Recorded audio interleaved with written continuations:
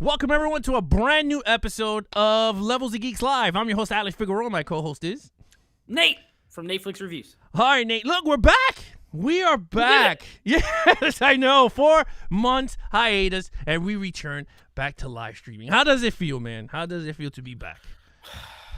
Pretty good. Ready to go. You know, we had that warm-up show a couple weeks ago. Yeah. In my mind, even though the podcast is not live, we do it in the same way, so I feel like I never stopped doing live. The only cool thing is now we have the chat. We got everybody in the chat, and we can see everybody there. But yeah, it feels good. I'm ready to go. Yeah, I know. It's crazy, right? Like warming up, I was like, oh my God. I was like, am I gonna get the jitters? I'm not even nervous no more. I'm like, you know what? Let's do this. If you guys are wondering, hey, what happened to awesome intro? I am working on a brand new intro. If you notice, there's going to be new logos, new Levels of Geeks logos. There's an updated 2021 version. So if you look at the bottom right where it says Levels of Geeks, that are a brand new logo. We're moving away from the comic book version. Now we're getting into like the real deal version of the Levels of Geeks Live. But what's up to everyone that's with us live? What's up, everybody from Greenlight? How you doing? He's working on some animations now in school. And then Tony Movie Chappie, how you doing, buddy? We got my man BX Lenny's. Guys, if you into wrestling, check out BX Lenny's Wednesdays nights at 9 p.m. Check it out. And then he has a raffle thing going on, which is actually pretty cool. If you guys want to check that out. It's a $150 if you guys predict these wrestling matches. And then you're the top of the list by WrestleMania. Bam. You guys will be winning $150. So check that out over at the 3 in the Chamber. That's with Jimmy's. But again, Jose's in the house. We got BX Lenny's. We got let's see, we got some Nate up in this. We got Jay Manley. But we got Robert makes the cut. Manly. And then of course Harrison.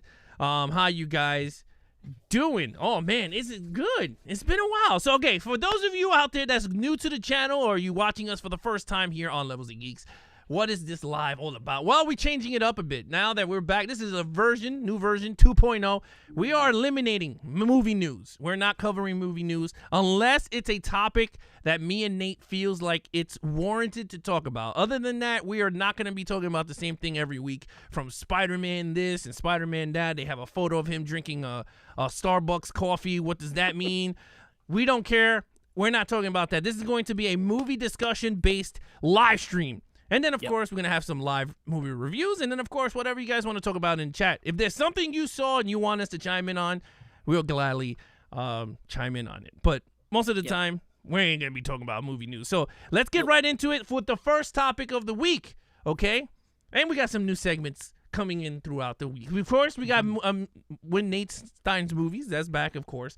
And then we got a new segment called Fill the Blank. That's a good one. Ooh. That's going to be a fun one that we and you are going to be talking about. But let's get right into this actual show today. We're going to be talking about the first things first.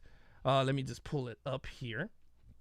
We are going to talk about 1984 Ghostbusters. And the reason why we started off the show with this one is because 3 weeks from now, Afterlife is going to be hitting the theater. So me and Nate, we took it upon ourselves. Next week, we're going to be covering Ghostbusters 2. Mm-hmm. Unfortunately, we will be covering Ghostbusters from 2016, the female version. Unfortunately, yeah, I'm going to sit down and rewatch it again and, of course, review it live for you guys. And then, of course, we're going to bring you guys with the Afterlife live review. It's going to be the first one since No Time to Die, which we did it on the podcast. Again, if you guys are into the action movie podcast, we have one called Action Movie Guys Podcast over on Stitcher, TuneIn Radio, Spotify, Apple Podcasts, Google Play. We're on all of them. All your major podcast networks, you can find us. Yes. And then, of course, Jose said my dad said hi. Hi to my uncle. His dad is my uncle. So hi, how you doing? Says Frozen. I thought it was my internet at work. Greenlight Filmmaking says Frozen. Oh, I think we're back on now. Are we back? All right. I think we're back. What the hell? I don't know what's going on. All right. Okay, we're back. You know what? Okay, we're back. Yeah, we're back. We're back. Wow. Jesus. All right. Well, anyway, what I was saying was, I can't believe you had never seen this in the theater. It's impressive, you know, how much you love the movie, and this was your first time, so I'm glad you got to experience it. Yeah, dude, it was amazing. It was amazing. Thank you so much, Dakota Buckner. Thank you so much, everyone joining in. Thank you so much. I don't know what happened, and you know how it is here on Levels of Geeks. Something always kicks us off for some reason. I mean, everything was green on my end until I saw everything go haywire. But anyway, we're good now.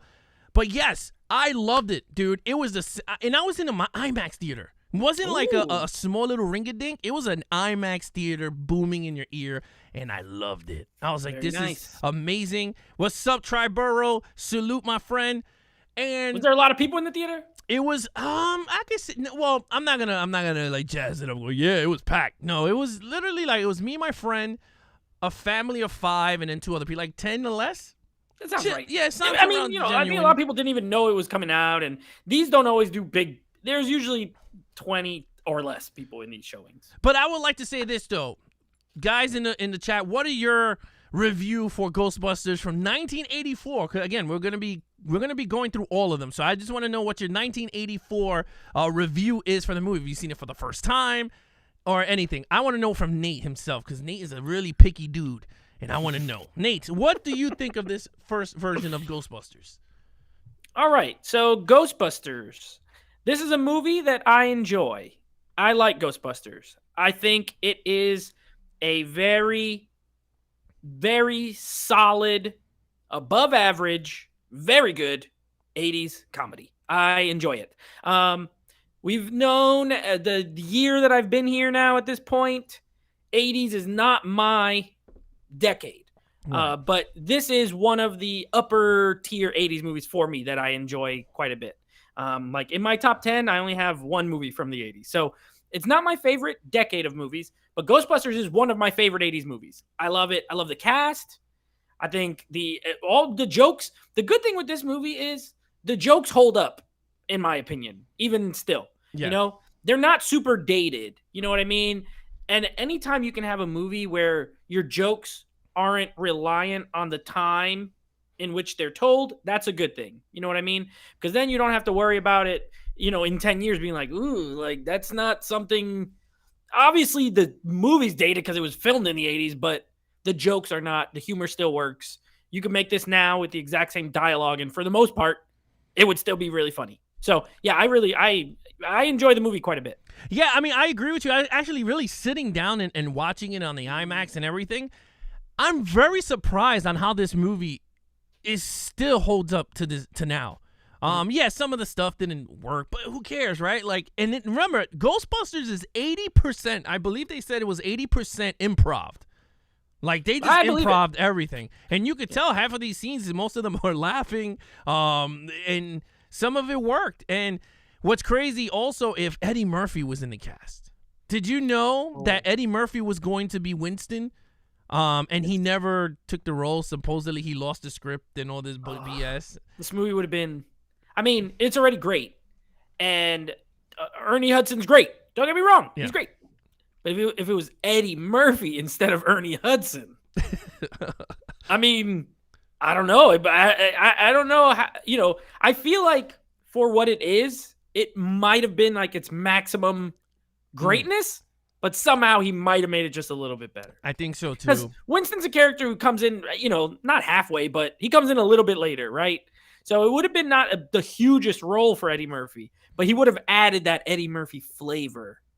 It would have been just a little bit better if he would have been in it. It would have been a little bit better. Yeah, no, I agree with you. I think Ernie Hudson as Winston, you know, it's funny, like each of the guys had something unique about them, right? Egon was the nerdy, brainy. You know, Ray was the brainy, but he was like the leader of the group. Kind of goofy. Too. Yeah, the goofy leader of the group. Yeah. Then you got Peter Venkman, who's the sarcastic non-scientist, but technically he is a scientist.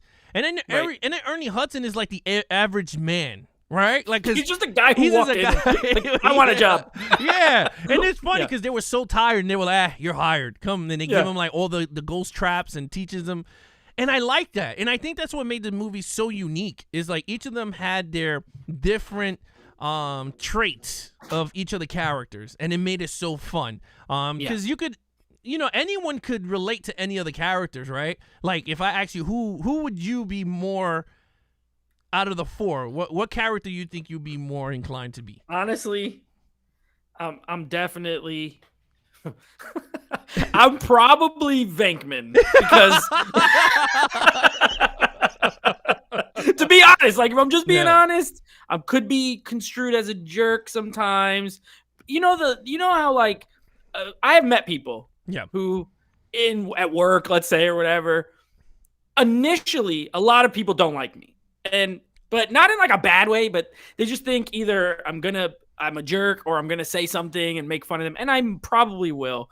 I do like joking a lot, but also Venkman ends up being very you end up loving him even though he's kind of a jerk, and that's me too. People usually once they get to know me, they're like, okay, you're kind of you could be a jerk, but I like you. You make me laugh, and you're a good time. So I'd probably be him because like I'm not a bad guy. He's not a bad guy. He just sometimes people are dumb, and he just lets them know that they're pretty dumb. I do that sometimes. So I'll probably be him. What about you? I think I'm more the Peter Venkman route myself because I'm a sarcastic ass. And you're worse than me. I am very worse. And like, I mean, people hate, like my wife tells me all the time, she goes, I hate arguing with you because you're sarcastic. Like, I will get into it. Jimmy is Slimer. Jimmy is Slimer. Yeah, he is Slimer. But I'm very Venkman. That is me. I'm not the brainiac. I'm not the dude. I am the dude that I'll make you laugh, but then I'll get angry when I need to be angry. Let's see. Let's go into the chat because you guys are actually lighting up the chat room right now. So, with that said, Jay Manley says a funny quotable movie that I can enjoy time after time. Yes. Of course. Tony Movie Chappie says the Slimer will always be my favorite ghost of the movie. Absolutely. Harrison says I like to think I like that he likes Venkman, but he's really Egon. Hey, you know what? See that. Necessary. Yeah, a very bright, intelligent guy. And sarcastic. Hey, listen, Egon gets with he ends up getting with the cute with Annie Potts. She cute. That's true. Yeah, he ain't complaining. We don't know who's his mom, who's his wife in the new movie, but we'll figure that out. Jimmy says that his stripper name is Slimer. Tara Burrow says I could definitely see Eddie as Winston. That would have been even better. Yeah, that was when Dan Aykroyd and Harold Ramis wrote the movie. They had Eddie Murphy in mind. And they all worked together. They were SNL guys. Yeah, Aykroyd and Murphy. So makes sense. Yeah. So with that said, all right, here we go. I'm trying to bring up some more. Tony movies Egon as well. He says. Oh, okay. He's Harold Ramis character. That's Egon. Yeah. Greenlight says Ecto 1 all day. That is one of the most famous cars in cinema history. Do we have any Rays in the chat? Do we have any Rays? Yeah, do we have any Rays? Yeah. Smart, but like the guy, the glue, right? Goofy. He's like he's the cream filling of an Oreo cookie. You know what I mean? He keeps it together. He keeps the group together. He's like, guys, let's just be friends. Yeah. Ray. Jacob says the time they showed all the unreleased footage of alternate takes and alternate insults from Bill Murray and etc. Oh. Okay. That's quite funny. It's funny that 35-year anniversary, the one that's like super hard to get, that has a lot of takes that I never seen before in that collection. Let's see. Tony Muchad said, interesting enough, Ghostbusters was one of my first movies that my dad ever shown me, and I love it since then. Okay. Robert says, I'm Ray. Yeah, Robert? That's true. Yeah, I can say Robert. Absolutely. Smart. Absolutely. Yeah, he's Ray. He's Ray.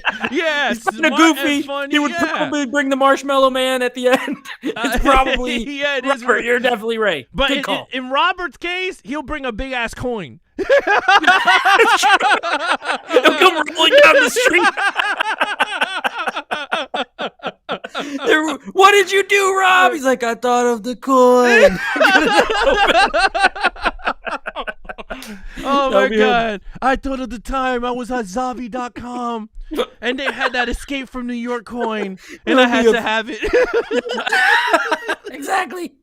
Oh man. Oh shoot. Yeah. Oh man. Jay Manley is definitely Winston. I could see that. Jay says Jay is close to Ray. Good point. Okay. James is here. Hey, James, what's up? Is in the house. Hey, how you doing, James? Kevin His wife's Simmons not feeling well, so he's a little late. That's okay. Kevin's in the house too. Yes. Dakota Buckner. Oh man, we got Jacob. Also, he says Ghostbusters 1, 2, Afterlife, the animated series, and the real Ghostbusters cartoon. Hey, remember the original with the gorilla? Remember that one? The original with the gorillas in the 70s? I think it was 70s or 60s. If Jimmy's in the or one of the Patreons, they know what I'm talking about. The original Ghostbusters cartoon was a gorilla in a car that goes up and down. I'll show it to you. I have no idea. Yeah, it's like ready Ghostbusters. Something. Yeah, but then it became the real Ghostbusters once it became more famous, I believe. Kevin Simmons says, "What's up, James? Sorry, Tracy's not feeling well." Oh, yeah. Hope she feels better, James. Yeah. Give her my best. Yeah, the animated show was fire. Yeah, the animated series is pretty good, but for this movie, there's a lot of great memory moments. Nate, what was your favorite moment from this movie? If you had to pick one. Oh man, okay. It's not my favorite, but I just want to talk about it real quick. I love the montage scene of like when all the ghosts are like when they they're like they're all coming out and stuff like that. Yeah. For whatever reason, like that feels so 80s. Mm-hmm. It feels so New York. Movie, I love this movie because it's a New York movie. Okay. And like it is a New York movie to me. It just has the feel of being in New York in the 80s. I love movies set in New York, period. It's one of my favorite. I was born there, but I grew up here in Florida, but I was born in New York and I like to go back often. And there's just something about it. It's a great like film city. It's just the biggest city in the world, pretty much. Like, I mean, the U.S. definitely. But anyway, very New York. I love that scene. But my favorite scene, I don't know. I'm partial to, gosh, there's so many. What would be my favorite? I love the finale. I love when they're on the roof with Gozer. Yeah. I think all of that, all the dialogue in that scene is so funny. Like, they're reacting to her or him or whatever it is. Like, I mean, I know it's a her, but it could be a him. They're reacting to her, like, especially Venkman. Like, it doesn't have any sort of urgency. He's just like, well, this thing is... They talk like if it's nothing big deal. You know what I mean? And I think it's so funny. I love that they did that. I love everything, all that scene. I love when when they're like, I didn't think of anything. Do you think of anything? He's like, I didn't think of anything. Did you think of anything? No, I didn't think of anything. And Ray just has that face and you just know he did it. You're like, oh, he did it. He thought of something. And that scene cracks me up. So I love the finale. I love the whole movie, but that's my favorite moment is like that big scene on the rooftop with Gozer when the Marshmallow Man comes and all that. It's hilarious and it's super memorable and it's super well shot and it looks great. Yeah, it's funny. Well, that was my favorite. It's great. Watching that scene in the theater, I had like watery eyes, dude. Like, it was crazy. Like, with that scene, because that was like the biggest scene I wanted to see in the theater was the rooftop scene. Yeah. Because that's like the biggest, that's like their money shot, right? If you want to call it, of the movie.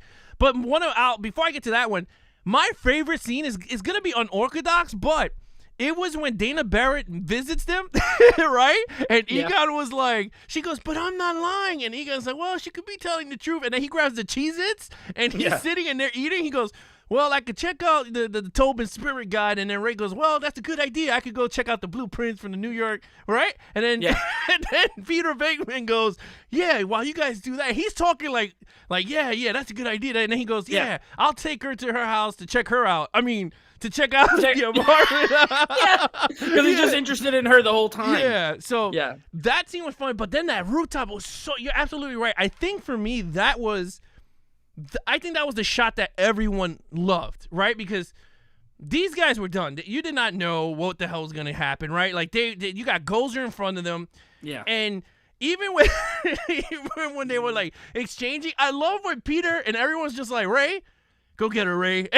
Exactly. He gives that whole speech, right? Mm-hmm. And then he looks at Peter and he goes, he's like, there you go. And she's like, are you a god? And he's like, no. And then she goes, you die. And then, Winston has his line where he says, when they ask you if you are a god, you say yes. I love that part. That part. Yeah. I love that part. I love the scene, too, where they're in the room with, like, the mayor or whatever. And yes! That scene cracks me up every single time. It's so funny. Everything Bill Murray says or does in that scene is, like, comedic gold. And I'll be the first to admit it. Hopefully nobody kills me for this. But, like, I'm not the biggest Bill Murray fan in general. Okay. But I love him in Ghostbusters. And that scene, so good. And I also love Rick Moranis in this movie. as Lewis. Yeah, he's just so little and goofy. And when the party, the scene where he's like, I'm throwing a party, like the way he's talking, it's so good.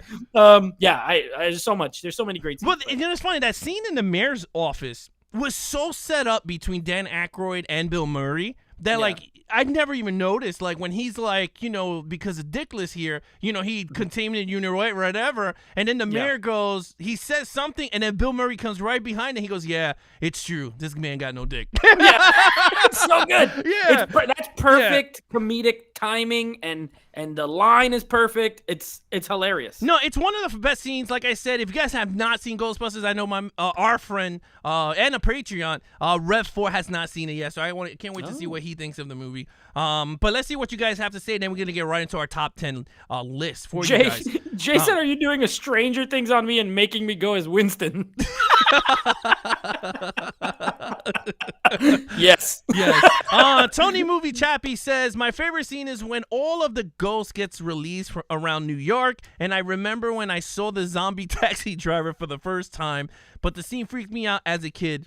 That's the scene I was talking about. Yeah, that like ghost montage where they're all like when coming they play out and stuff. That magic. Yeah, right. So and it's cool because if you look at Afterlife, they use the same purple sequence. Wavy. Yeah, it's pretty cool. James Perez says, I love when Dan Aykroyd on the roof says sorry when he thought of the Stay Puft Marshmallow Man. Yeah, I mean, that, again, iconic scenes. Triborough says the scene with Lewis being chased by the demon dog in Central Park. That was funny. Oh, yeah, that's good. Yes. He was like, you want a little popsicle, little pooch? Yeah. He's like, open up. That was Greenlight says funny. Lewis is my favorite, but he spells it like Luis. So I don't know. He's a Spanish. He's a Spanish. Moranis. Luis. No, Greenlight says, look, I grew up in Florida too, Nate. Miami, though. There you go. Jay Manley says, "Oh snap!" I'm trying to get I'm trying to go as That's fast the Stranger as Things thing he said. Yeah. Tony Moon Chappie says the scene that still made me laugh is when the Stay Puft Marshmallow Man blew up and the metal marshmallow falls on on Walter Peck. Remember when he looks up and it just falls on him? Oh yeah. That was funny. I mean, yeah. Other than that, Triborough says a good point. New York is the perfect setting for movies like Ghostbusters. It would not feel the same. That is 100%. It would not. If Ghostbusters was set in like Tampa or like Atlanta, it's not the same movie. It's not. It has to be in New York. It's the perfect setting for this movie. So yeah, I agree. No, I mean, I agree. The character. The city's a character essentially in this movie. I'm like doing two things at once. Yeah, no, you're good. But in terms of the movie itself, what do you rate it? What you guys rated it out of 5. I know Nate does a 10 scale, so I would like to have his both versions of his rating. So it's a 9 out of 10 for me movie. I love it. It's a 4.5 out of 5 for me. I think it's hilarious. I think the cast is great. We didn't even talk about like Sigourney Weaver, a legend, genre legend. Sigourney Weaver's amazing. Rick, when you got a comedy with your cast being Dan Aykroyd, Bill Murray, Rick Moranis, like those are 3 heavy hitter comedic actors. Sigourney Weaver as the lady, Harold Ramis, freaking Annie Potts, Ernie Hudson, like everyone in it is perfectly cast. It's a 9 out of 10 for me, or 4.5 out of 5. If you're using a 5. Yeah, I mean, let me just bring this up. No, I agree. Oh, look, I just covered you. Yeah, it's been a while since I used it. Like I said, I'm trying to get with me here, people. No, I gave the movie a 4 out of 5. I mean, I could give it a 5 out of 5 as a perfect, but I'm not going to do that. I think it's a great movie, and it still holds up, and it's one of those endless, one of those timeless pieces. It's timeless. You can quote it. It's super quotable. Yeah. It's like top 5 most quotable. All right, here we go. Stephanie's here. What's up, Stephanie? Triborough says 5 out of 5 or 10 out of 10. Either way. Kevin gives it a 4 out of 5. He loves it. Greenlight, definitely. The city becomes a major character. Yes. Tony Movie, 10 out of 10 for me. Let's see any more scores. BX Lenny. I have to rewatch it, but I remember it being one of my favorite movies in my childhood. 4 out of 5. So nothing below a 4. No, this is amazing, and this is pretty cool. This tells you like a movie like this is why is it beloved and why people went crazy when the female version came out. And I was praying for that movie to be good, but we'll talk about all that once we reach that in the 3rd week of the show. But let's get right into the main topic of the show, because this is what you guys are here for. I want to know your list. This list, I'm going to tell you right now, is going to be so different between me and Nate. I already see Nate's list because I had to put all the graphics together. But we're going to give you 2 versions of the list. Nate is going to go through his. Then we're going to go back and forth from 10 to 1. Then I'm going to show both of ours. I'm going to put it nice and big. You guys can see it. We're not going to be in frame. And then I'll bring us back, and then we're going to, of course, talk about it. Then we want to know your guys' top 10 movies of all time. Question, because I haven't seen yours. You've seen my list. Yes, I haven't seen yours. Do we have any crossover? Oh, so it's 20. We have 20 different movies. We have 20 different movies. That's the best. That's what I like. Yeah. So my list, we're starting 10 to 1, right? We're starting 10 to 1. Let me Okay, pull so up your... just to let y'all know, my list, like me, is very eclectic. Okay, I think I have every genre pretty much possible. Mm-hmm. Like there's horror, comedy, action. There's drama in there. I got everything but a musical. I do. I mean, if you count it like it's animated, I have animated. I have everything, and these are the movies that I grew up watching. Most of these, I only have one that was made. 2 that were made like after 2000. Yeah. I don't have anything made in the last 10 years. So these are like the movies that are truly beloved to me. Mostly 90s movies. Like I said, I only have one from the 80s. But yeah, very eclectic, and that's my taste. So I do like all genres and things like that. So yeah, I'm excited to talk about my 10 favorite movies, and I'm excited to see everyone's top 10 favorite. Kevin in the chat says, "Going Berserk." Kevin, I'll never forgive you for making me watch that horrible piece of crap. He made me watch that on my podcast and review it, and I hated it. Have you ever seen Going Berserk? No. John Candy and No. Ernie Hudson. It's an 80s movie. It is absolutely horrible. And James says, spoiler, Nate has Jurassic Park somewhere on the list. Maybe, we don't know. But I will say this, though. All right, so we're going to go 10 to 1. We're going to go back and forth. Okay. And then again, I'm going to put the list together. But yeah, my list is going to be nuts. But it's going to be actually pretty cool. It's totally different from Nate's. Cool. He's the more film historian. You're going to tell by the time we show our lists. So here we go. Let's have some fun. List. I was going to call you list. List. All right, Yes. Nate, what is your My number 10?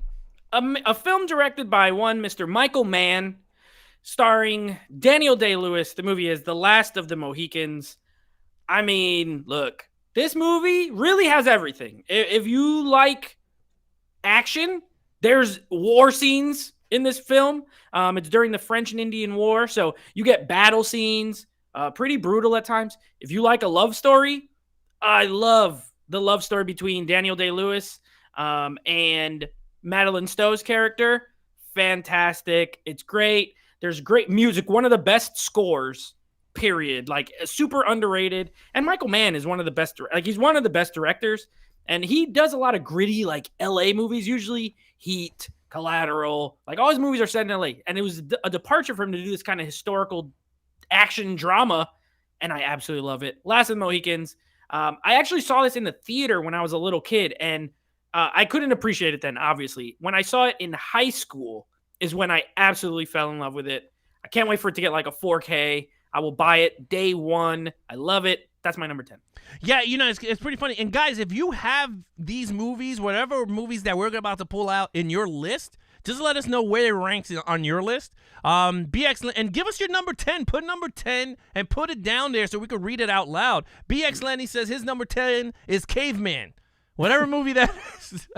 But it is. Yeah, just give us your number 10 and go with us all the way down. So, my number 10 is a movie, okay, starring my man Pierce Bronson, all right? Ooh, my man is a rockologist. I don't even know what the hell a rockologist is, but he's a rockologist. Nate knows geologist? what it is. A Maybe? geologist. Yeah. There you go. He's a geologist. One of my favorite movies starring Linda Beautiful Hamilton, okay? Ooh, I know to it me, is. it's an underrated movie, but it is Dante's Peak. All right. Heck yeah. I love Dante's Peak. I will watch it when I go to bed. All right. I can put it on anytime. When I wake up. When I wake up, I'm brushing my teeth. It's in Dante's A little bit of Peak. Dante's Peak. A little bit of Dante's Peak on your toothpaste. Okay. Dante's Peak is to me, one of the best volcano movies ever made. To me, hands down. That's a fun movie. Yeah, I enjoyed Dante's Peak. It has great action. Pierce Brosnan, Linda Hamilton, supporting actor. They're really good in this movie. Got great chemistry.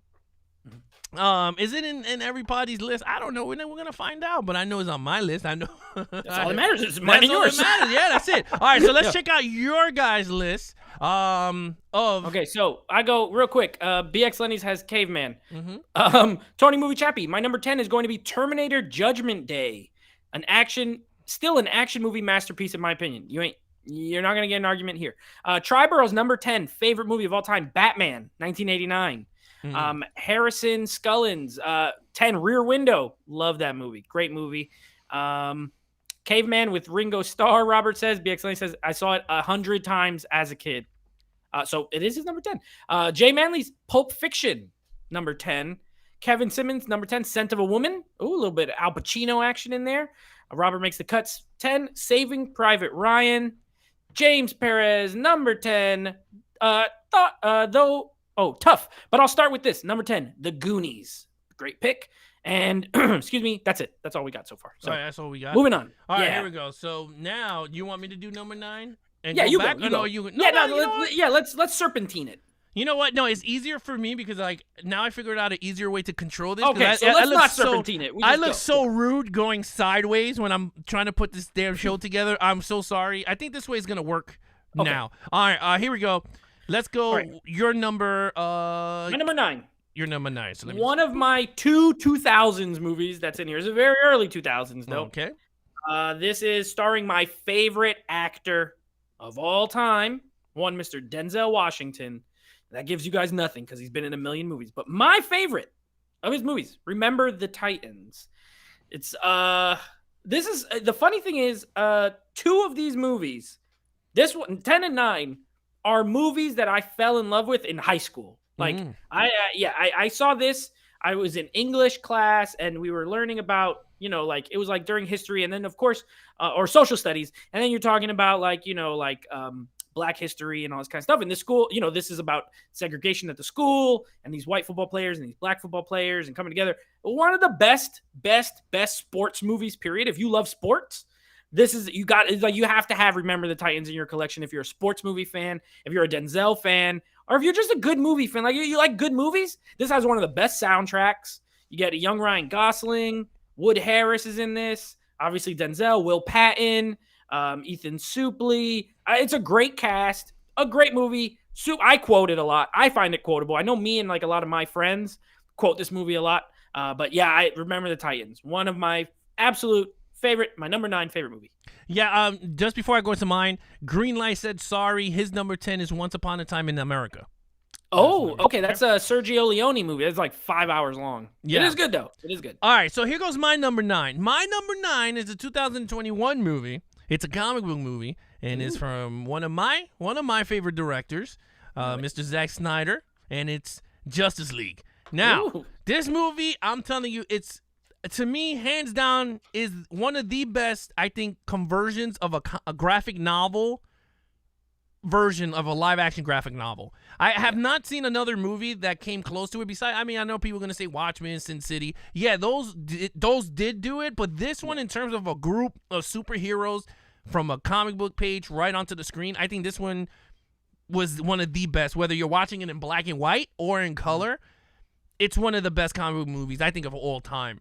I know a lot of people have their nitpicks of the movie, but I really don't give two craps. But to me, I think this is one of the best movies. I don't know what you think of this movie. Oh, I liked it. I liked it. I think I didn't like it as much as you, but I enjoyed it. But if you didn't put this in your top 10, I would have been surprised because you watched it like 11 times. You're still watching it right now. You probably have it on in the background right now. So, this is one of those picks where it's like, I believe this is in your top 10.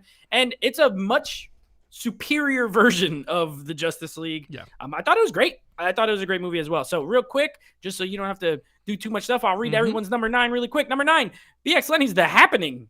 M. Night Shyamalan movie. Interesting pick. Very good. Tony movie Remember Titans was a great underrated film. Cool. Number 9 for Greenlight, Schindler's List.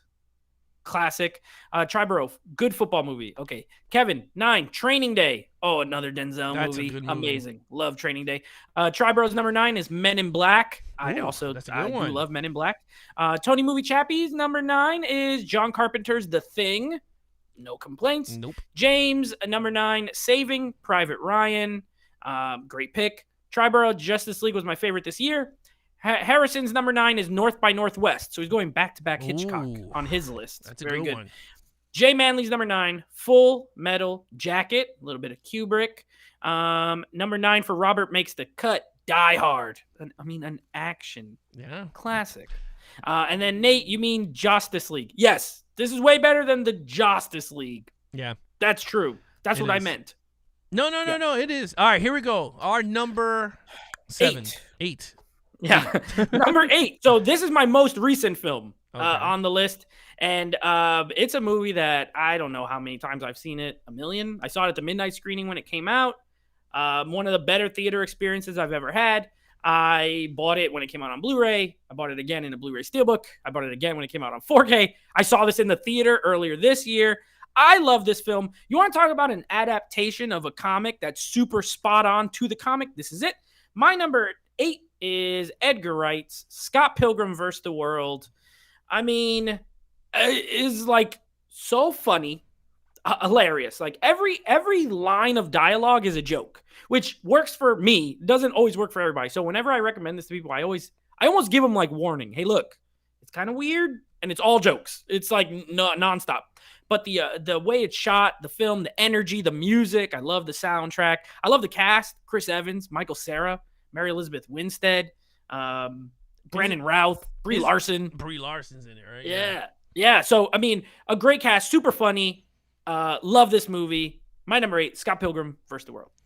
All right, here we go. Now mine, okay. It's funny. I just saw that for the first time this week. Was it this month or last or whatever? It was like 2 weeks ago. Yeah, it was 2 weeks. I saw it. I can see why this is up in your lane. It's not on my lane.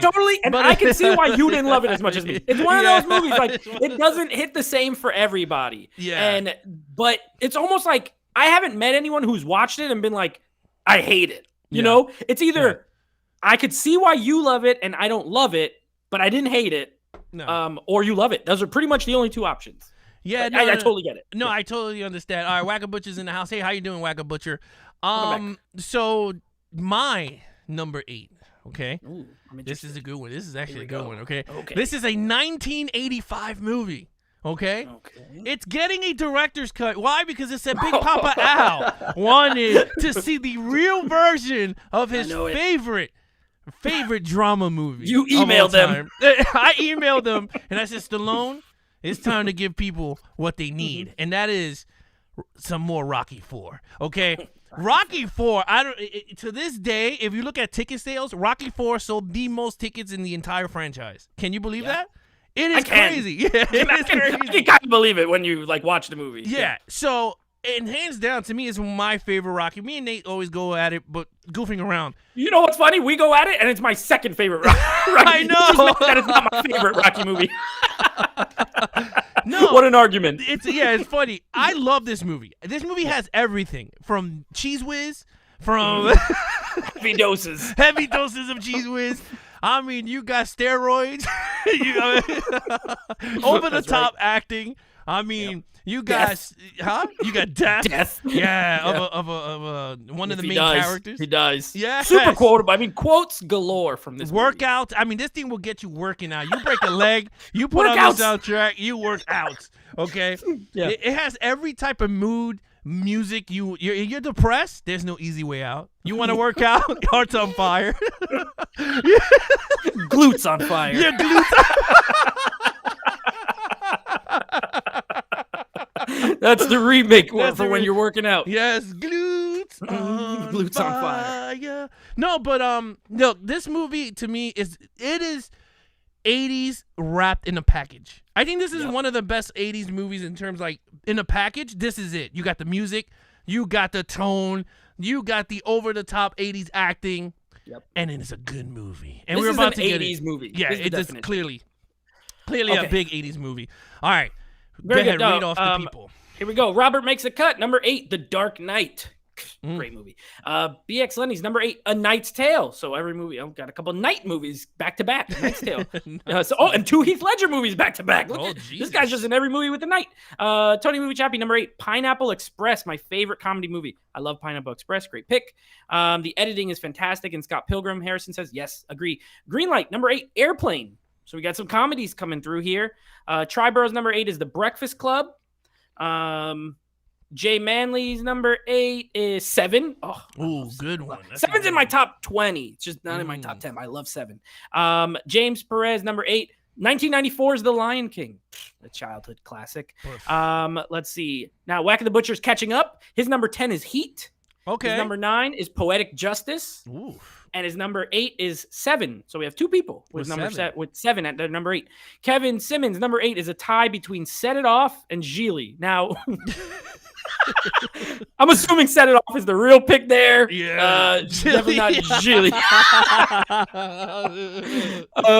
Let's see. We got James says, I can change, then you can change. Rocky, I see 3 of them. Paulie, hit the one in the middle. Happy birthday, Paulie. Rocky 4, so quotable. Oh, very quotable. Yeah. Harrison, Rocky single-handedly beat the Soviet Union in that film. And then Harrison's number 8 is the original 1931 Bela Lugosi Dracula film. Oh wow, he's picking. You know he's coming through with the classics. Jesus, he's going for the 30s. He's really old movies. Yeah. So this makes his list is spot on. I think so far my list is eclectic, but Jimmy got me beat. He got Caveman. Yeah, he got The Happening and The Knight's Tale. I mean, no, but James Perez is right. Rocky 4 is very quotable. Oh, yeah. Everything Drago says is a quote. Every time he opens his mouth, it's something that you can quote. And remember his coach? Right? He goes, "This is a supreme fighting machine." His manager, yeah. Whatever he hits, he destroys. Like the 80 million PSI punch or whatever. Yeah, I was like, oh my God. Blast through somebody. Oh, this dude can break a building. All right, here we go. You ready? You're number 7. So my number 7, a John Carpenter movie, a classic. It's the horror movie on my list. Halloween is my number 7. I think it is a perfect horror movie. That, like, you know, this is one of those movies where when you look at the whole picture, you look at the whole story of the making of the film, the fact that it came out so good, it shouldn't have, right? You had like a tiny budget. It was shot in the summertime, even though it's supposed to be in the fall. They had to throw the leaves out on the floor and then pick them all back up because they didn't have, because it wasn't fall. You know, when you think of this stuff, you're like, that sounds like it's probably a piece of crap movie. And then you watch it, and it's one of the most iconic, classic horror films. It really launched the slasher genre. You know, Black Christmas, I believe, came out before this, but nobody points to Black Christmas as like the originator. This is the one that really got that going. Michael Myers, they're still making movies today with this character and with Laurie Strode and Jamie Lee Curtis, amazing. John Carpenter, amazing. Halloween, my number 7. Yeah, you know, it's funny. I just saw Halloween 1, 2, and then 4, 5. We couldn't make it after 6. We were like, no more. And then we saw H2O. We skipped to go back into the other timeline. H2O is better. Yeah, H2O was better. I got to say, the first one was good. And I'm not big of a Halloween fan. Like, I watch them here and there. Like I said, my wife is more of a bigger fan than I am. But I watch them to watch them. I like H2O. I know a lot of people don't like H2O. I enjoy H2O a lot. Halloween 2 is still doo-doo, bro. I cannot get into Halloween 2. You know what made no sense for me? Halloween 2. I know we're not into 2, but we're doing 1. After rewatching it, for me, it just didn't make sense. It was just like I felt like they would just throwing something together. Like the governor. Ralph's not here to get mad about it. Yeah, Ralph. No, it's his daughter's birthday, so we're good. We're in the clear. Okay, we're safe. Yeah, we're in the clear. I'm not gonna watch the replay. But no, in terms of 1, I agree with you. Very iconic, very classic. Here goes mine. Okay. My number 7. To this day, there's no way. I will not believe nobody if they tell me that this movie is not as good. And to me, that is my man Gizmo and the Gremlins. That is the Gremlins is one of the best movies, man. It's a very 80s movie again. It's so 80s, like if you want to call it that, like it's so 80s. And I just think it's a fantastic movie for Christmas. 1, it's a Halloween movie / Christmas movie. It's pretty cool, right? If you really think about it. I love the bar scene to this day. It's still fun. You know, it's puppets, but they did it so well that it's so fun. Yeah. I don't know why, especially when they all have like their signature moments, right? Yeah. I should pull out my life-size gremlin that I got. I'll pull it out for the next live. But yeah. I think the whole movie is not. It is quotable. It's a quotable movie in certain scenes, but it's one of those you don't feed them after midnight. Like, you know the rules, but you still love it. Stryper is still one of the badass characters of all time for myself. And good cast too. It is a good cast. Yeah. Gorgeous. Corey Feldman, young Corey Feldman in there. Yeah, I like Gremlins too. That's a fun. Joe Dante directing. That's like a really fun movie. Yeah. It's like you can't watch that and not be having at minimum a pretty good time. You know what I mean? Like, I do enjoy Gremlins as well. Yeah, I like it for Christmas. Yeah, you shut your brain off, bro, and you just go, you sit back and you just start laughing. If you're like a horror fan, it's a good Christmas horror movie. Yeah. And I love the scene in the theater when they all like, hi ho. Oh yeah. Yeah. That's good. Yeah, it's just a great movie. All right, here we go. All right, so number 7. Triborough kicking it off with Do the Right Thing, Spike Lee classic, great film. BX Lenny's White Chicks, Wayans Brothers movie. Tony Movies number 7 is The Little Prince, extremely underrated animated movie. Okay, never seen it. Jay Manley, The Big Lebowski, classic Coen Brothers movie. Kevin Simmons, The Shawshank Redemption, another classic. Whack of the Butchers number 7 is Lord of the Rings, Return of the King, the 11 Oscars it won or something like that. Great movie. Tony says Halloween's an all-time horror classic. Yes. James Perez number 7, Terminator 2, Judgment Day. So the second person to have it on their list. Thank you, Alex. I'm glad I'm not the only one that doesn't like Halloween. Oh, Tony doesn't like Halloween 2 either. So you guys stand in solidarity. Robert makes the cut number 7, Scarface, Al Pacino, Tony Montana. Yeah. Let's see. Wait till Ralph watches the playback. Triborough says Greenlight. His number 7 is Rear Window. So we got some more Hitchcock. And Harrison's number 7 is It's a Wonderful Life. I promise I have a film made in this century. This guy's picking like his real collection. Yeah. Well, that's a good movie. James Stewart. I never seen it. Classic. Oh, well. I will see it this Christmas. I will see it. It's a nice Christmas movie. It's one of those that, not like Gremlins, but like when you watch it, you can't help but like feel pretty good about it. You know, like you're just like, this is a feel good movie. Okay. 6. Number 6. So one of my 2 80s movies. No, my one 80s movie. I only have one 80s movie. Yeah. This is it. The Goonies is my number 6. This is one that like I didn't grow up as a small child watching. I watched it when I was a little bit older, maybe like 6, a little older, 6. You know, but like I wasn't like a little kid. It came out before I was born. Or before I could even watch movies. Amazing cast. Corey Feldman. You got Sean Astin, Josh Brolin, Thanos himself. Joey Pants, Joe Pantoliano. I love this movie. This is a great adventure film it has cursing, but that's kind of the way the kids' movies were back then. You know what I mean? Like, I would still feel comfortable showing like my niece this movie, even though she's only 10. Because even though there's some cursing, it's still a good, fun kids, like a family film. And it's a pirate treasure adventure. They don't make movies like this anymore at all. Like every movie that tries, you know what they always say? Like, it's like a modern version of the Goonies. It never matches the Goonies. It's the OG adventure film for kids. And I totally love it. Richard Donner directing, a great director. Steven Spielberg producing. Can't go wrong. Yeah, look, I agree with you. I always tell you this, and I always tell everybody, what makes a hit movie is adventure movies. People love to go for treasure hunts. People love that stuff, except Uncharted, because that looks like a piece of shit. But other than that,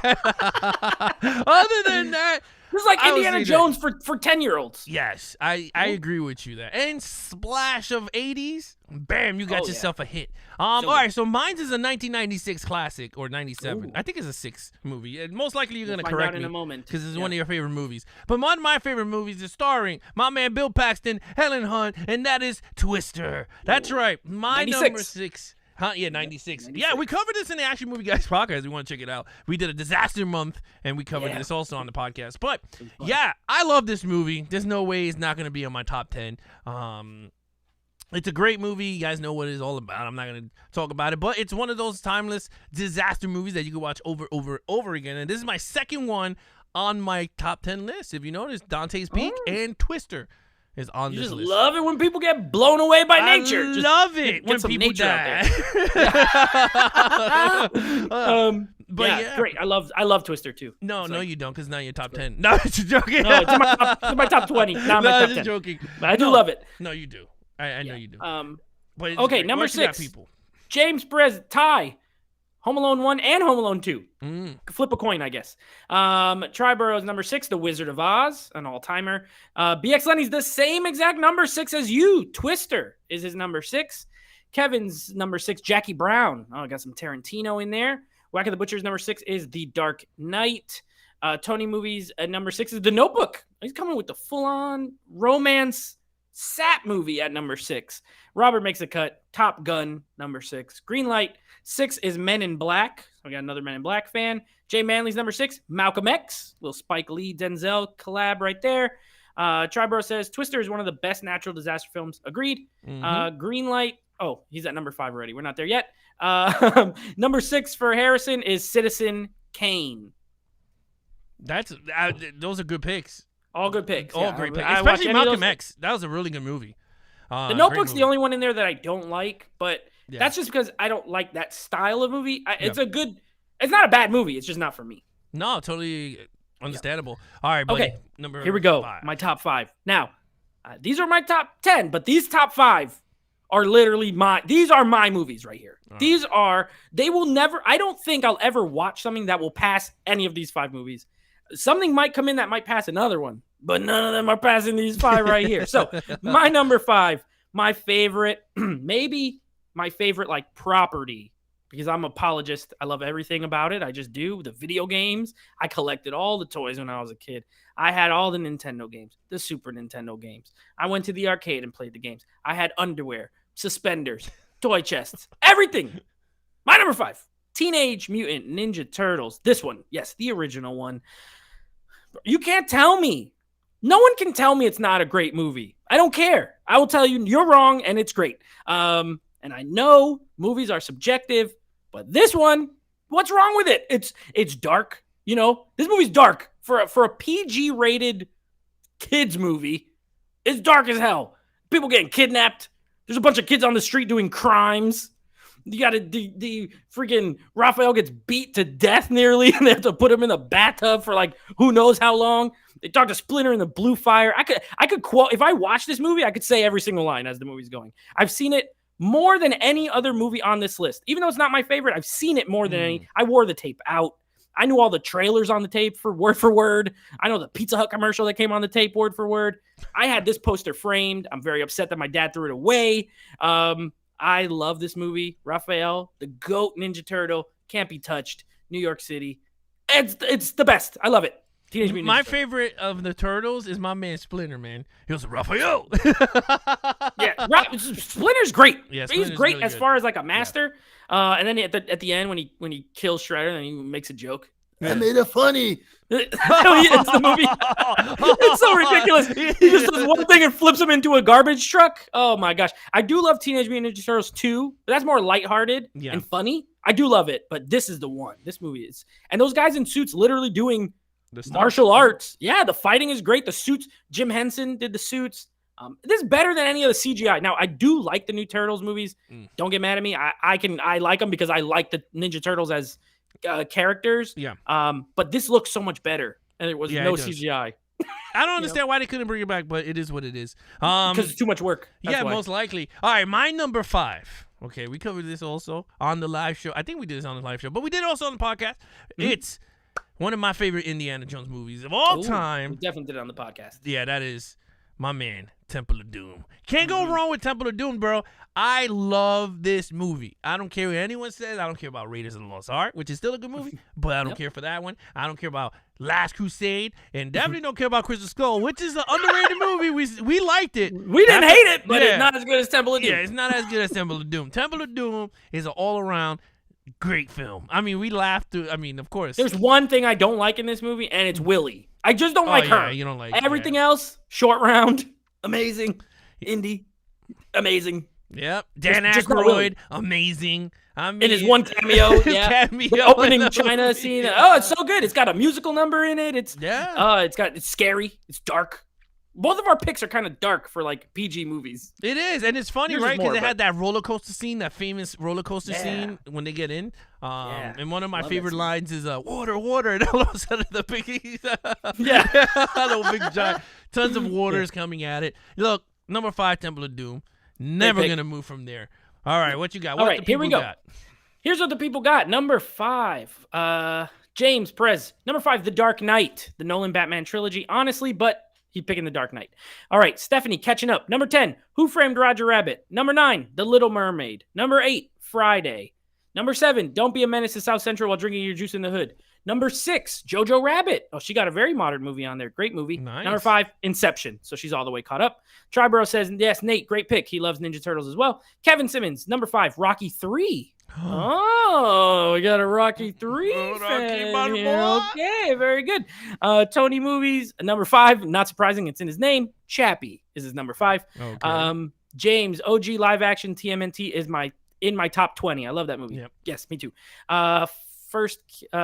Greenlight says the first kid movie I saw was TMNT. Awesome. We got great memories. Robert makes the cuts. Number 5, Terminator 2, Judgment Day. Greenlight says VHS all day. Yes, I remember. BX Lane's number 5, Chappie as well. We got 2 people. I don't know if he's just copying people's top 5s now, and because you're saying top, and he's just picking what other people pick. Maybe not. I don't know. Triborough's number 5 is Terminator 2. Tony Movie says, BX, wow, I didn't know you like Chappie. BX I don't know if he knows what the hell Chap. He might be talking about chap lips. He said, I have that same body. Triborough says, Temple of Doom is my favorite sequel. Harrison, his first modern movie, The Dark Knight, is on his list. Wow. It's his first movie made in the last 100 years.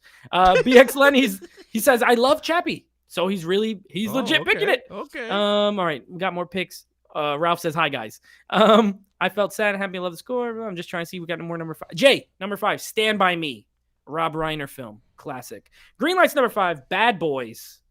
The 1995, the original Bad Boys. Also, he said the Sean Penn one is really good. That is a good movie. The Sean Penn one is good, too. All right, so we're all caught up. All right. Here we go. My number 4, another one. You just don't mess with me about it. Like, don't come at me. Don't say it. I have a friend who, in my podcast that I used to do, said they didn't enjoy this movie. It's one of our greatest episodes. I got up and left. I was off the show for like 10 minutes. I went, I had to eat cookies. I had to like calm down. I was like, what are you saying? I thought we were friends. Anyway, my number 4, my favorite comedy of all time, perfection. Dumb and Dumber, Jim Carrey, Jeff Daniels. It does not get, for me, it doesn't get better than this as far as comedy. It's so stupid that it's smart. You know what I mean? Like, you have to be intelligent to write something that is this dumb and hilarious. Jim Carrey, my favorite comedian of all time. I could have picked like any of his 90s movies and put him somewhere in like my top favorite movies, but Dumb and Dumber just, I don't know. Every line is hilarious to me. I've been to the hotel where they filmed this movie, where they ended up in Aspen. I went there. It was like a dream come true. I was like, this is literally where they walked. He walked up these steps with the money, where he's giving everybody the money. Yeah, here you go. Yep, that's me. I went to the bar where he saw the newspaper. He's like, we landed on the moon, and he gets excited. And they still have the newspaper clipping. It was great. This movie's hilarious. I mean, I could go on all day, but I'll stop. Dumb and Dumber, my favorite comedy ever. Yeah, I mean, I agree with you. That is one of the most funniest movies I think I ever seen. And it's quotable from beginning to end. Nonstop. My favorite line is when he's driving the limo and he goes, I got worms. She says, excuse me? That's what we're going to call it. I got worms. Me and my friend Harry. Whole limo scene, just the whole limo scene in the beginning when he asked the girl where she's from, and she's like, I'm from Austria. And he's like, we'll throw another shrimp on the bomb. He's like, good thing, in Australia. Yeah, he's so stupid. Oh, I love him. I love Jim Carrey in this. And Jeff Daniels, who knew? He's so funny, you know, like he's hilarious in this movie. But Jim Carrey he steals the show. Here we go. My number 4. All right, I had to throw a Bond movie up in this piece because I was like, wait a minute, I can't have a top 5 without some Bonds up in. I'd call you out if you did. Yeah, you would have yelled at me. So my number 4 is Skyfall. This hands down the perfect 007 movie, from score to acting to villain to action sequences. I mean, the whole kit and caboodle. I tell anybody that goes, hey, I'm not into James Bond, I go, hey, shut your mouth. Watch some Skyfall. Do you like good movies, though? Yeah. Because if you do, Skyfall is a great movie. Look, you don't need to watch none of the 25 movies. You don't need to see Casino Royale. You don't need to see, just watch Skyfall, and you're in for a treat. That's what I tell you. This is, I just love this movie. I could watch this over and over. But yeah, what do you think? I know we watched this for the podcast, but what do you think? Oh, I love Skyfall. This guy's my favorite that we've watched so far of the Bond movies. I haven't seen them all. Yeah, I don't see anything passing it. I'll be honest with you. Yeah, at the rate we're going, but I do love it. All right, Whack and the Butcher catching up. His number 5 is Fight Club. Great pick. Jimmy's number 4, Lethal Weapon. Nice. That's a very Alex movie right there. Lethal Weapon. James also number 4, Dumb and Dumber. He's right there with me. Yeah, we're cousins. You could tell we got some of this. We got a lot of similar tastes. We're only a couple years apart. So, Whack and the Butcher's number 4, Spider-Man 2. I believe it. Remember, he called in with that crazy Spider-Man set. Yeah. Stephanie's number 5 is 10 Things I Hate About You. More a lot of Heath Ledger in these top 10 picks. Yeah.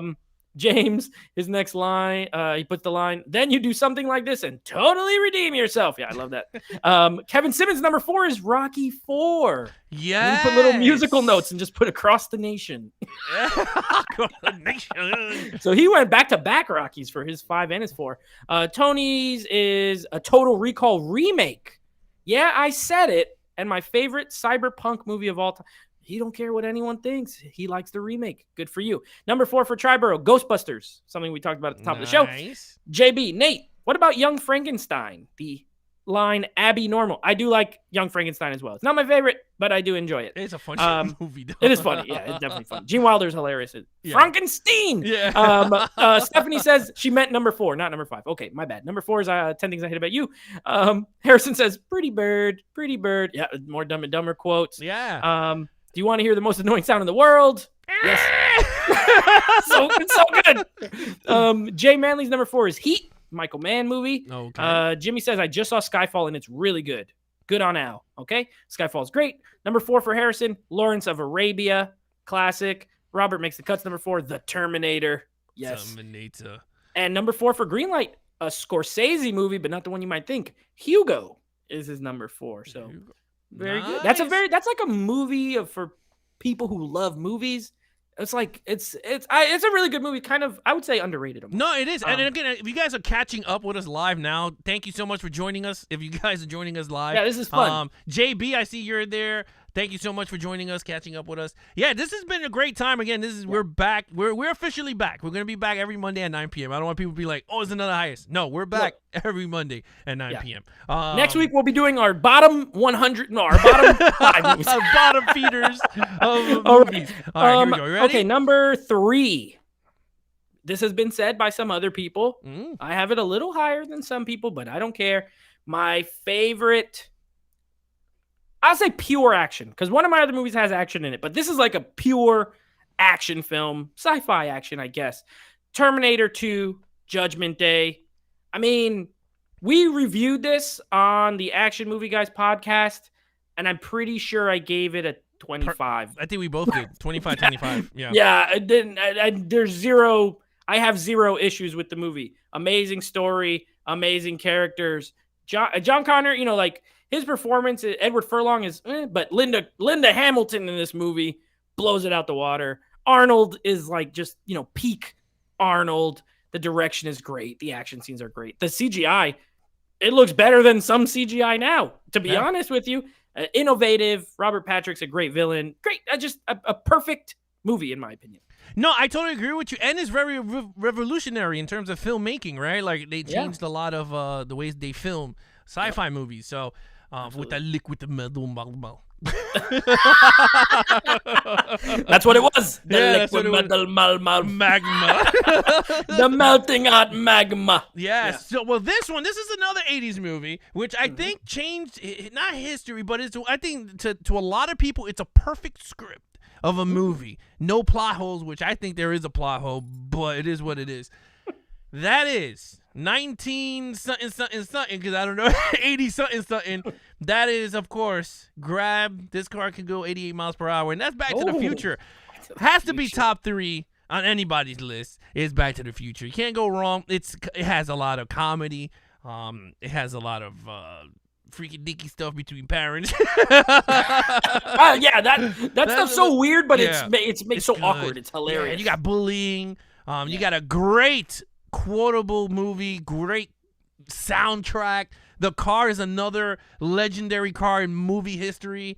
Again, it's a great cast, right? From Michael J. Fox to Christopher Lloyd, Leah Thompson. Yeah. She was in Prime. Crispin Glover. So yeah, like for me, like this is a movie of all movies, and I'm happy that this movie did get a 4K conversion because the Blu-ray was phenomenal as is, but on Blu-ray and Adobe, I think did it get a Dolby Atmos soundtrack? I think it did. Phenomenal. This is a hands down. 1985. Thank you so much, Jay. 1985 hit. One of the best scores too. Alan Silvestri. The music, like you hear this music, even just that little like twinkling sound that starts it. It's iconic, memorable. I agree with you. And then my favorite part in the movie, and it's crazy, is the scene in the mall.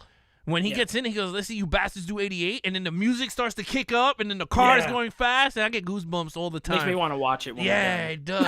I might put it on. I might put it on right now. All right, I'm gonna watch it now. Bye, guys. I'm out of here. Get out of here. Good night. All right, let's see what the people got. Let's see what we got. Number 3. This should be interesting. We got James kicking it off with A League of Their Own. Ooh. A Gina Davis, Tom Hanks classic. I love it. Number 3 for I'll Buy the Popcorn. Stephanie, Pan's Labyrinth. I love Pan's Labyrinth.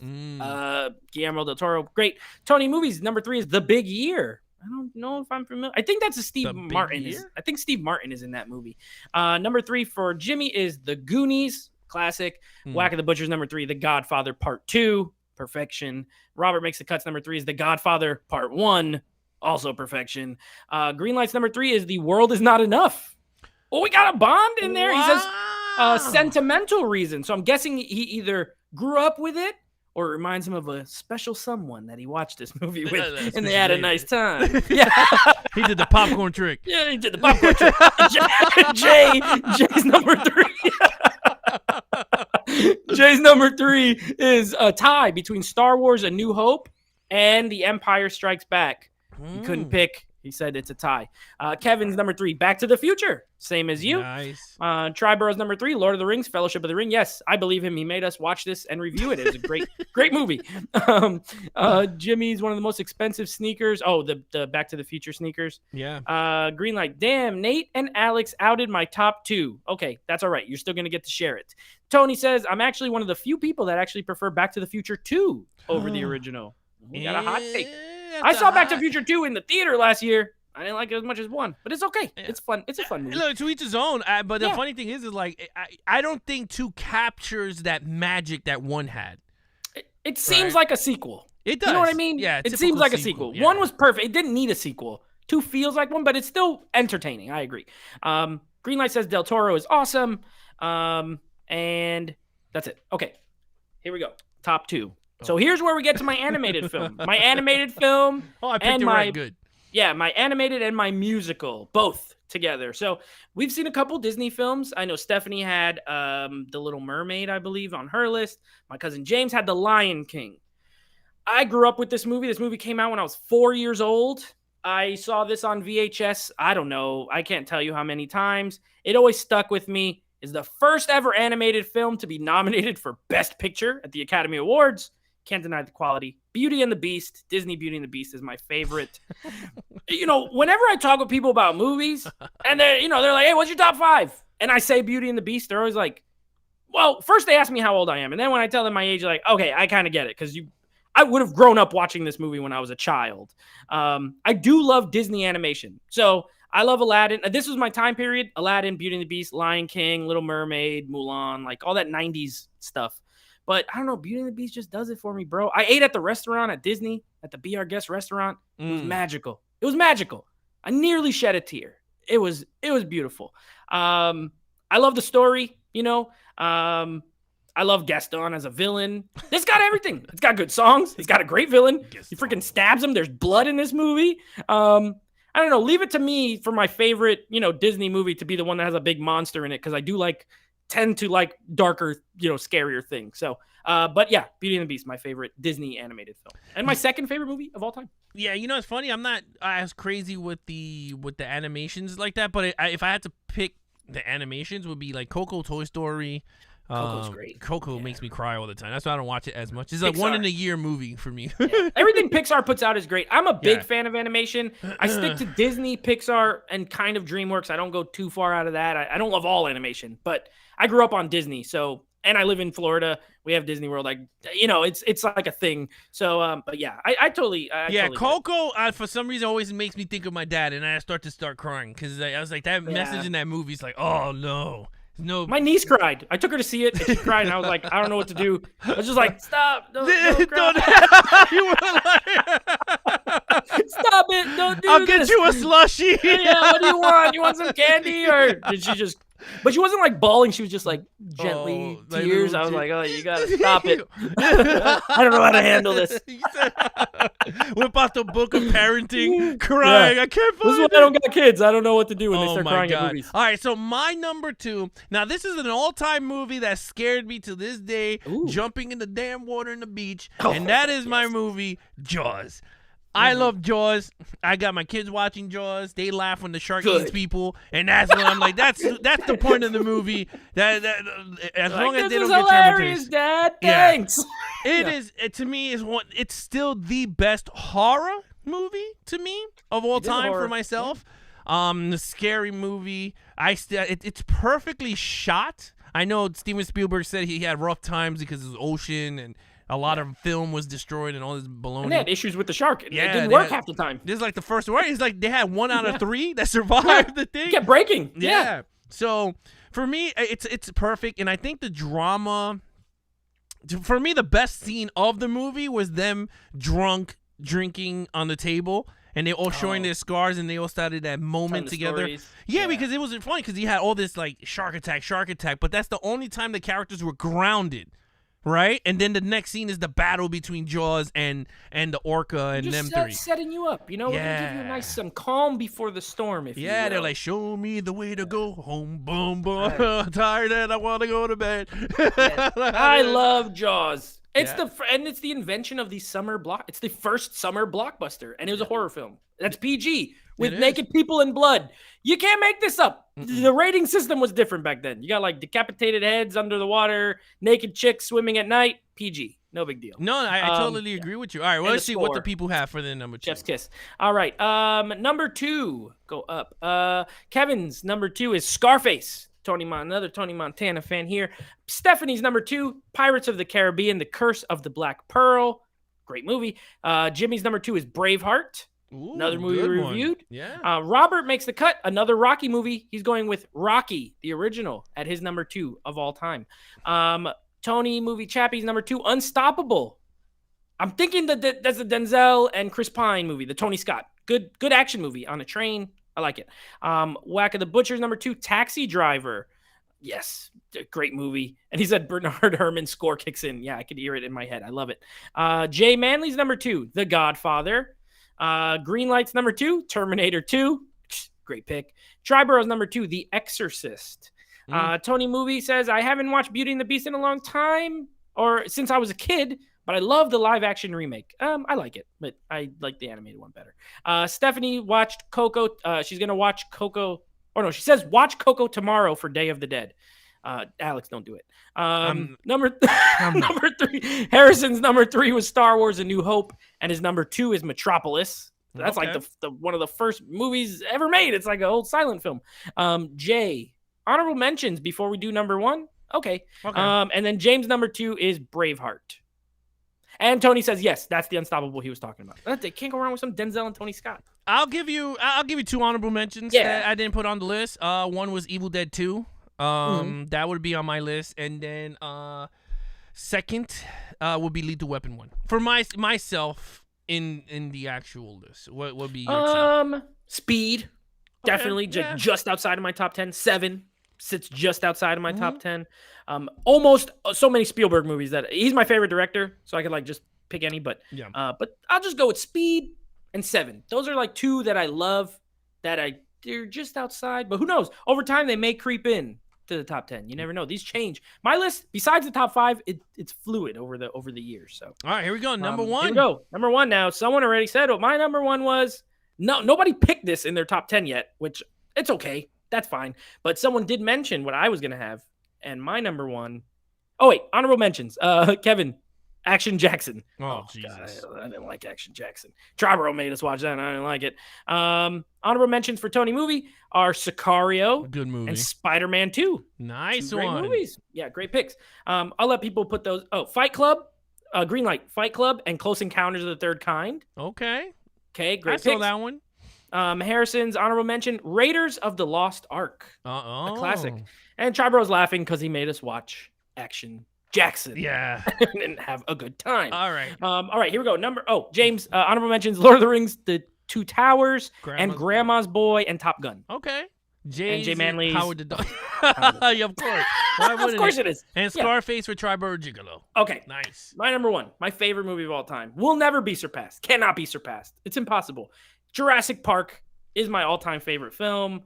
I've owned this more than any other movie that has ever been. Now, I don't have multiple copies right now. Like, I just have one, but I have had it in so many different versions. I've had like 3 different DVDs, 3 or 4 different Blu-ray versions. Now there's in 4K, and I only have the only 4K that exists for like the original trilogy. But Jurassic Park, to me, is the perfect blend of adventure and I won't say horror, but it's scary. Fantasy? You know what I mean? Yeah, it's sci-fi. It's really sci-fi. Yeah. Sci-fi, adventure, and horror. I will call it horror because it's freaking... I saw this in the theater when I was 6, and it was absolutely terrifying to me. I couldn't watch most of the movie. I had my head buried in my mom's arm most of the movie. You know, people getting eaten by dinosaurs is scary. Now, kids now are a little different than kids in 1993, but at the time, I just think it's like perfect popcorn movie while being extremely well made. These effects are better than most effects in movies now. The dinosaurs look real still. There's 1 or 2 scenes where the CGI looks dated, and that's okay. This was like a forerunner of CGI, to be honest. I watched if you ever watch the Movies That Made Us on Netflix, they have an episode about this. I highly recommend it. It's great. The score by John Williams, perfect. The cast, freaking what's this guy's name that I can't? Jeff Goldblum, amazing in this movie. He's funny. Laura Dern, Samuel L. Jackson, Hamilton. Hold on to your butts. Yeah, you got just everybody. It's great. I love it.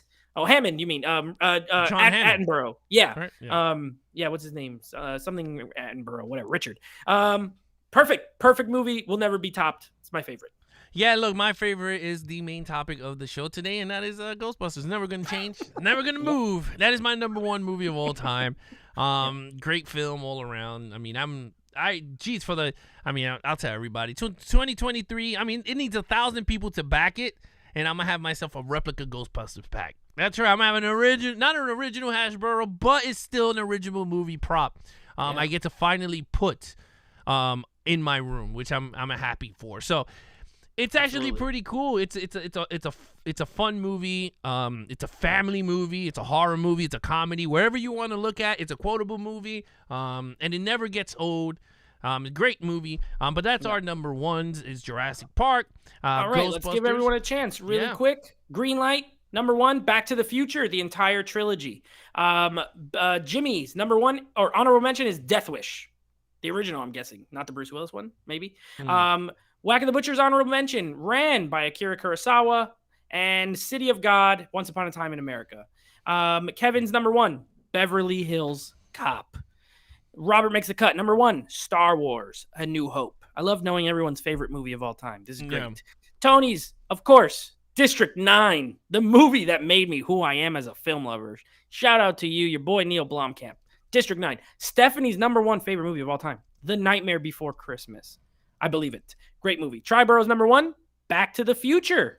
Just the first one. Whack of the Butcher changed his mind. Jimmy's number 1, The Princess Bride. Quotable. Love that movie. James said I called Nate's number 1. Yep. James number 1, Gladiator. Nice. Classic. Whack of the Butcher's number 1, Martin Scorsese's Raging Bull. Literally changed the way I view movies. Very good. Jurassic Park is number 11 for James. Well, it should be number 1. There's 2 ones, so it's definitely your favorite. Jay Manley's number 1, The Shawshank Redemption. Greenlight says he totally agrees. Jurassic holds up very well. Tony, I'm excited that we're finally getting a sequel to District 9. Very good. Jurassic Park and Jaws are in Stephanie's top 20, so she likes both of them. Greenlight says, I love the movies that made us. Jurassic Park has Newman. Number 1, Casablanca for Harrison. Can't go wrong with some Humphrey Bogart and some Ingrid Bergman. Rev 4K says, what's up, guys? I'm at work, but you just want to say what's up? What's up, Rev 4? Okay, right.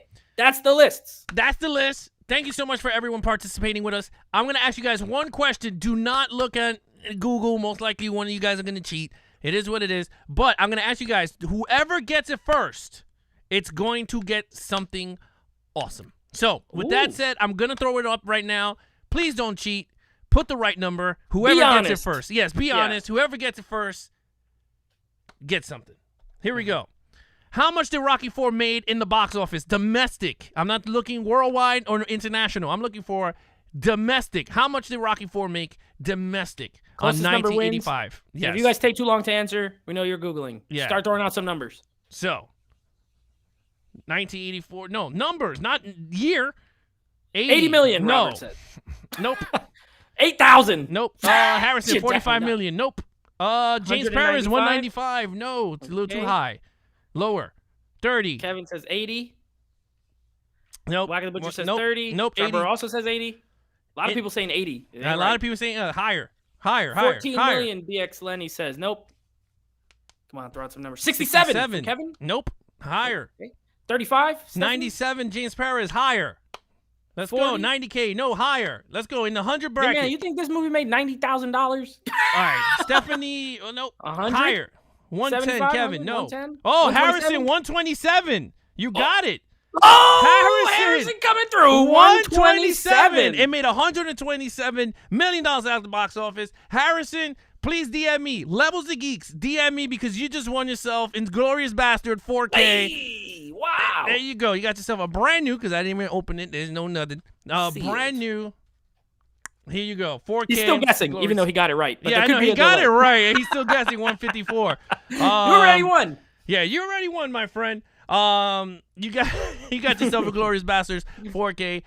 Just DM me your address so I can send it to you. Again, guys, thank you so much. It's been fun coming back, giving you guys, sitting down with you guys for more than, I think it's an hour, because we had that cutoff. About an hour and 20, but yeah. I love seeing everybody's top 10 list. I always love knowing what other people love, and out of everybody on the list, surprises, Jimmy's list, very surprising to me, and the least surprising list in there, Robert. Every movie he picked, I totally believe those are his top 10s for sure.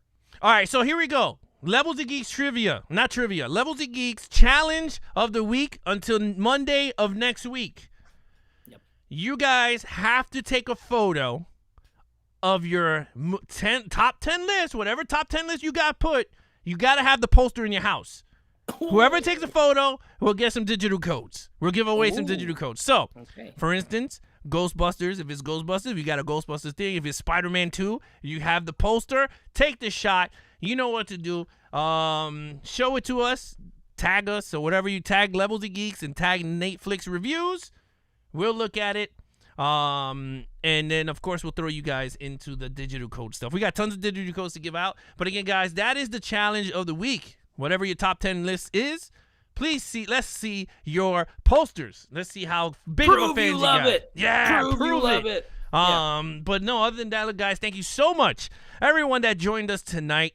Nick has been fun. Very fun. We are back. Yeah, it was a great night tonight. You guys were great. You guys had your list. And again, if you guys have discussions that you want us to tackle on the show, whether it's not news, but I'm talking about movie discussions that you want me and Nate to tackle, please DM me at Levels of Geeks, and we'll make it a topic on the show for future shows. Because we're going to be needing a lot of topics. Yes, absolutely. I don't want to keep doing top 10s. Those are the ones we'll throw out of the bags. But we'll have fun with that. Tony Muchabi says, I have a couple of movies hey, if you guys have the actual posters of your favorite movies, please take a shot. Yeah, you don't have to be in the photo. No, you don't have to be in the photo. Of the poster. Yeah. Please don't be in the photo. Unless I just you want to see. Do a selfie. Yeah, do one of the That's okay like too. the Ringo Starr piece. Have fun with that. Yeah. Robert's go to thumbs up. Yeah, well, with a coin. Knowing him, he's gonna take a coin photo. Or a corn on the cob. No. Or a gunner. Yeah, or gunner. No, but again, guys, if you want to participate in the Levels of Geeks challenge, take a photo of your poster of your all-time movie favorite poster. It doesn't matter. It could be 10 through 1. Doesn't even matter. Take a photo. Tag me or Nate at Netflix Reviews at Levels of Geeks. That is the challenge of the week. Harrison, please DM me your address so I can send this movie to you. Congratulations on winning that. There will be more giveaways throughout the week. We're going to have a lot of fun. This is just the first night of the first week. Again, guys, thank you so much for joining us. And I promise you the show will be lower, in an hour. Trust me. It's just because it's the list, it'll go long. But once we start hitting the topics, it'll be actually a long length with that. And watch Ghostbusters 2, because that's what we're going to be reviewing next week. Ghostbusters Come ready 2. for your little takes on Ghostbusters 2. Yes, and this Wednesday at 8:30 p.m. I'm going to do a sit-down collector's roundtable with Ralph. He's going to be explaining his lightsabers. He's going to be talking about all his horror collecting stuff, not movie stuff. He's not big on the movie stuff. He has a little here and there, but he's more of like me, a lot of props, a lot of Star Wars lightsabers. He's going to be showing all that off and talk about the prices and how he got into that stuff and what companies, if you guys want lightsabers, he's going to be talking about that too. So check that out this Wednesday, 8:30 p.m. on the Levels of Geeks channel. That is the new Collectors Roundtable. Guest is going to be Ralph from Horror and Coffee. Other than that, guys, again, like Nate says, do your homework. Ghostbusters 2 is next week. We're going to give you guys our ratings on the movie. And that's it. Thank you so much. It's gonna be fun. Yeah, Show up. We'll see you next week. Again, thank you so much. I'm your host, Alex Figueroa, and that is Nate from Netflix Reviews. Be awesome to each other. I can't believe I'm saying this. Be awesome to each other and geek out.